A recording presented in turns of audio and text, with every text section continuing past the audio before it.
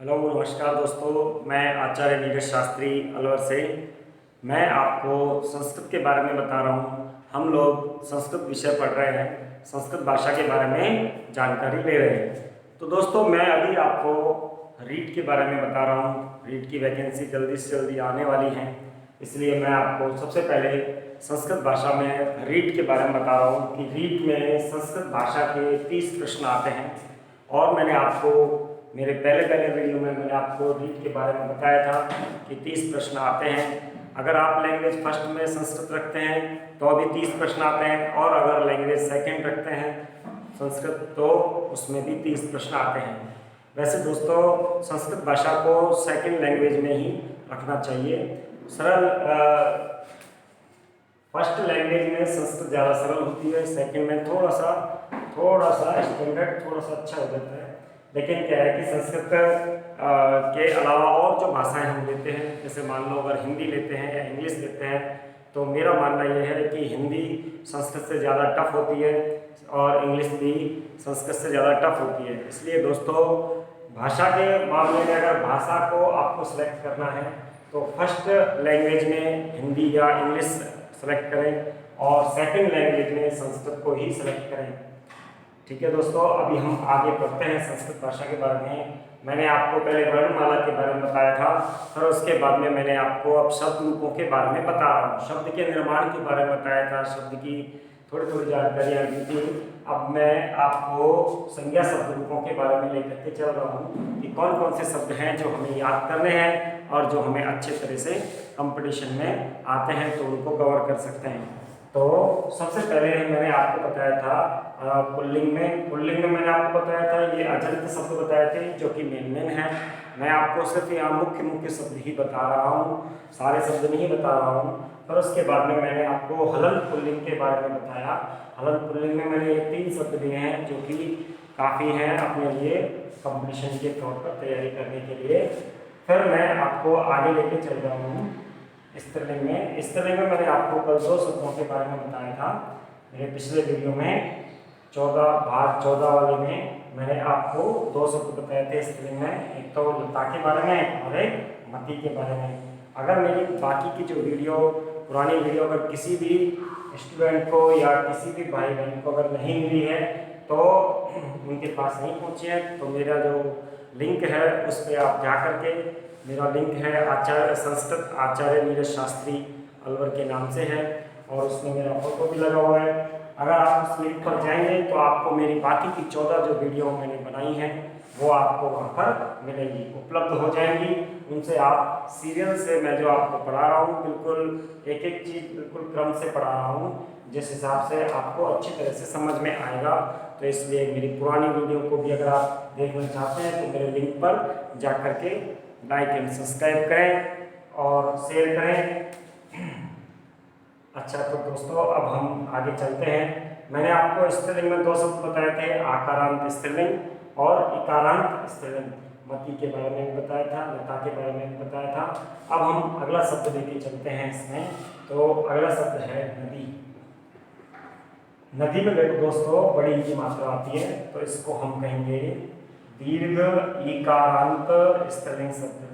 इसको दोस्तों हम कहेंगे दीर्घ इकारांत स्त्रीलिंग शब्द। बड़ी जिन शब्दों के अंत में हो उन सभी के रूप नदी के समान चलते हैं स्त्रीलिंग में। ज़्यादातर स्त्रियों के जो नाम होते हैं वो दीर्घ इकारांत होते हैं दोस्तों।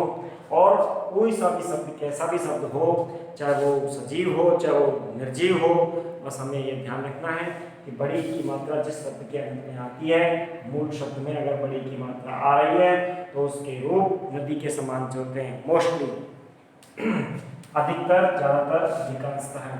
कैसे? तो देखो जैसे शालिनी शब्द आता है दोस्तों, शालिनी, मालिनी, गामिनी, ऐसे देखो दोस्तों गौरी शब्द आता है, गौरी। नदी शब्द तो है ही यहाँ पर, और तटी शब्द आता है, कुमारी शब्द आता है। ऐसे बहुत सारे शब्द आते हैं जिसमें बड़ी की मात्रा आती है, तो उन सभी के रूप नदी के समान चलते हैं स्त्रीलिंग में। एक दोस्तों आपने ट्रेन को देखा होगा, ट्रेन का नाम जो है अगर हम हिंदी में संस्कृत में देखते हैं तो देखो लोह। लोह मतलब लोहा, और पथ, पथ माने रास्ता, लोहे के रास्ते पर चलने वाली, गामिनी, गामिनी मतलब जाने वाली या चलने वाली, तो ट्रेन का नाम होता है लोहपथ गामिनी। तो इसमें भी बड़ी की मात्रा आ रही है, तो बड़ी की मात्रा आ रही है, तो इसमें भी क्या है, नदी के समान ही इसके रूप चलेंगे।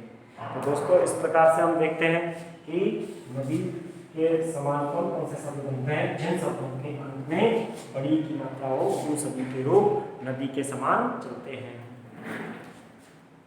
आगे अगला शब्द देखते हैं दोस्तों हम, मातृ शब्द आता है। मातृ में क्या आ रही है, री आ रही है दोस्तों, क्या आ रही है, री। इसको कहेंगे हम ऋकारांत, क्या कहेंगे दोस्तों, ऋकारांत स्त्रीलिंग शब्द। छोटी भी जिन शब्दों के अंत में हो सभी के रूप मातृ के समान चलते हैं स्त्रीलिंग में। अभी आप कहोगे दोस्तों कि ऊपर मैंने आपको पितृ शब्द बताया था, उसमें भी री आ रही है छोटी वाली, और इसमें भी छोटी वाली री आ रही है। तो मैं आपसे कहूँगा दोनों के रूप सेम चलते हैं, डिक्टो कॉपी चलते हैं। लेकिन फिर भी आप ये कहोगे कि नहीं साहब, अगर अलग अलग देखें तो कौन कौन से शब्द ऐसे हो सकते हैं। तो मैंने आपको पितृ के समान शब्द बताया था, भ्रातृ शब्द बताया था, भ्रातृ का अर्थ होता है भाई, उसके रूप पितृ के समान चलते हैं। अगला जो शब्द आता है मातृ, मातृ स्त्रीलिंग का शब्द है, तो इसके समान एक शब्द आता है स्वश्री। स्वश्री का अर्थ होता है बहन, और भ्रातृ का अर्थ होता है भाई। स्वश्री के रूप मातृ के समान चलेंगे। दोस्तों दोनों के रूप बिल्कुल सेम चलते हैं, कॉपी चलते हैं, लेकिन एक जगह चेंज आता है, और वो एक जगह जो चेंज आता है वो कहाँ आता है चेंज, वो दोस्तों तृतीया के बहुवचन में चेंज आता है। बस एक ही जगह चेंज आता है, ज़्यादातर कंपटीशनों में भी यही आता है।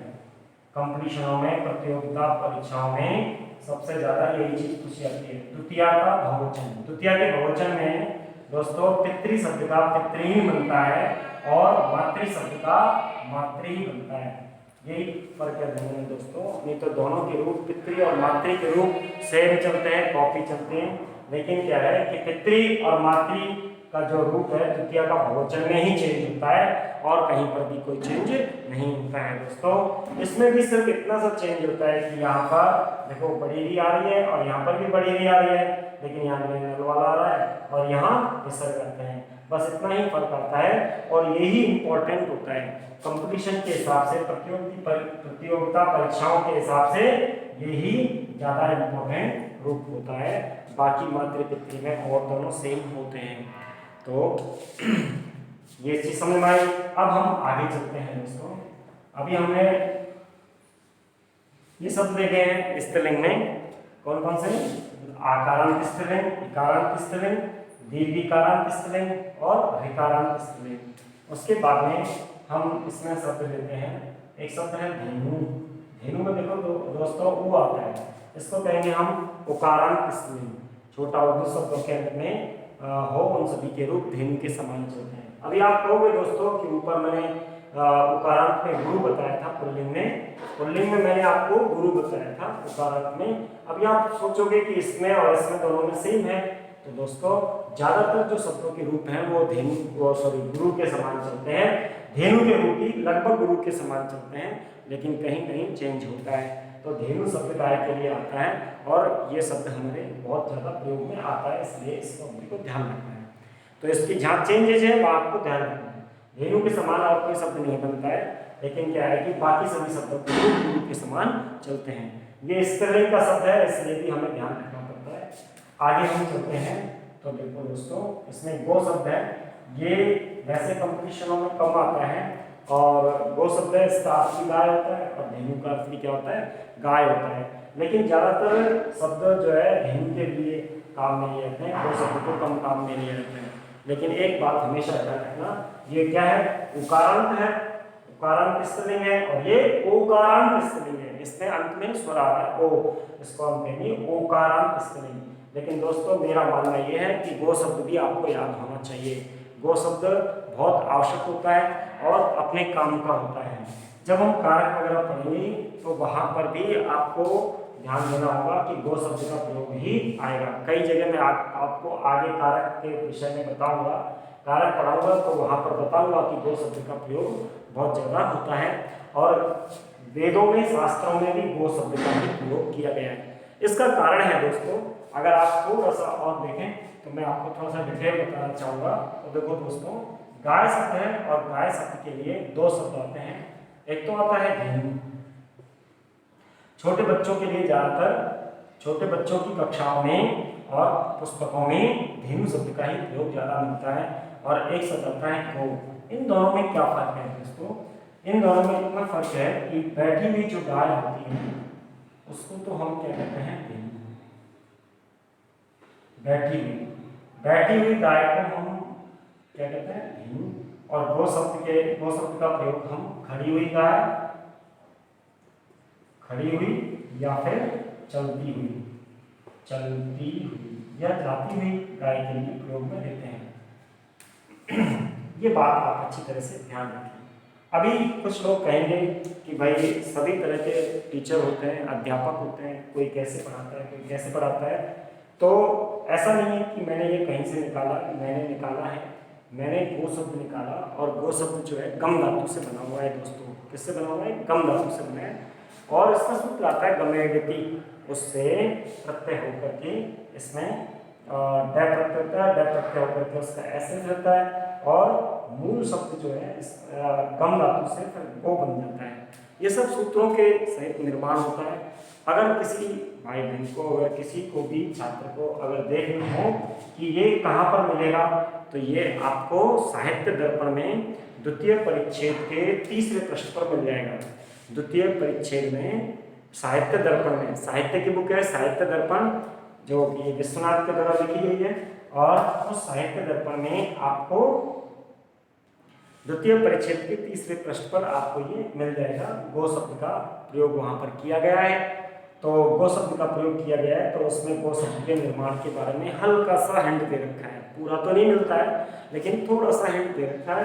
उस हिंट से, उस थोड़ी सी हम जानकारी से ही गो शब्द के बारे में अर्थ निकाल सकते हैं।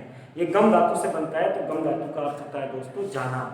तो उसी अर्थ में हम यहाँ चलती हुई या जाती हुई गाय के लिए लिया है, तो खड़ी हुई गाय के लिए। अब दोस्तों देखो, धेनु शब्द का अर्थ बैठी हुई गाय होता है। आप कभी भी देख लेना, दोहने के अर्थ में, गाय का दूध निकालने के अर्थ में हमेशा धेनु शब्द का प्रयोग नहीं किया जाता है। इसका प्रयोग किया जाता है, गो शब्द का प्रयोग किया जाता है। और दोस्तों मैं आपको थोड़ी सी जानकारी के लिए बता दूं कि ऋग्वेद में, यजुर्वेद में और सामवेद में गाय के लिए जो भी कोई शब्द आया, ज़्यादातर अधिकांशतः गो शब्द का ही प्रयोग किया गया है। धेनु शब्द का प्रयोग बहुत कम किया गया है। तो वहाँ पर भी हमारे जो ऋषि मुनि हैं वो गाय ज़्यादा पालते थे और गो शब्द का प्रयोग ज़्यादा करते थे, क्योंकि गाय ज़्यादातर खड़ी रहती है। और दूध जब उनका निकाला जाता है तो खड़ी हुई गाय का ही दूध निकाला जाता है, बैठी हुई गाय का हम दूध नहीं निकाल सकते। तो दोस्तों मैंने अभी आपको ये जानकारी दी, ये थोड़ा सा ज़्यादा हो गया है, लेकिन आपकी नॉलेज के लिए बहुत अच्छा है और भविष्य में आपको नॉलेज होनी चाहिए। एक बात हमेशा ध्यान रखना कि टीचर बन जाना, या मान लो कि किसी भी कारण से आप कहीं जॉब लग जाती है या अधिकारी बन जाते हैं, लेकिन अगर उस क्षेत्र में अगर आपको नॉलेज नहीं है तो आपको बहुत समस्याएं होती हैं। जैसे कि कुछ छात्र टीचर बन जाते हैं और टीचर बनने के बाद में जब उनको सब्जेक्ट दिया जाता है संस्कृत पढ़ाओ, तो उनको संस्कृत की फिर नॉलेज नहीं होती है। इसलिए दोस्तों हमेशा ध्यान रखो कि टीचर बनने के बावजूद भी आपको सब्जेक्ट की नॉलेज होनी चाहिए। जिस सब्जेक्ट के आप टीचर हो उसकी नॉलेज आपको पूरी रखनी चाहिए। ऐसा नहीं है कि कहीं आप टीचर बन गए हो और फिर आपने पढ़ना छोड़ दिया है। सिर्फ पढ़ाने से मतलब नहीं होता है, पढ़ना भी बहुत जरूरी होता है और नॉलेज रखना बहुत जरूरी होता है। संस्कृत में या हिंदी में या किसी भी विषय में अगर आप आगे बढ़ते हो तो उसमें नॉलेज की आवश्यकता बहुत ज़्यादा होती है। अगर नॉलेज आपको नहीं है तो कक्षा में छात्र ही आपको बेवकूफ़ बना सकते हैं और छात्र ही आपको उलझा सकते हैं। अगर उलझा दिया तो फिर आप वहाँ पर उनको अच्छी तरह से समझा नहीं सकते हैं, और जब तक अच्छी तरह से नहीं समझाओगे तो फिर आगे दिक्कत आएगी। इसीलिए मैं आपको तो यहाँ बता रहा हूँ कि हम लोग चल रहे हैं स्त्रीलिंग में लता, मति, नति, मातृ, धेनु, गो, ये सब इम्पोर्टेंट है, ये हमें जरूरी है। इसके अलावा दोस्तों एक शब्द आता है वधू।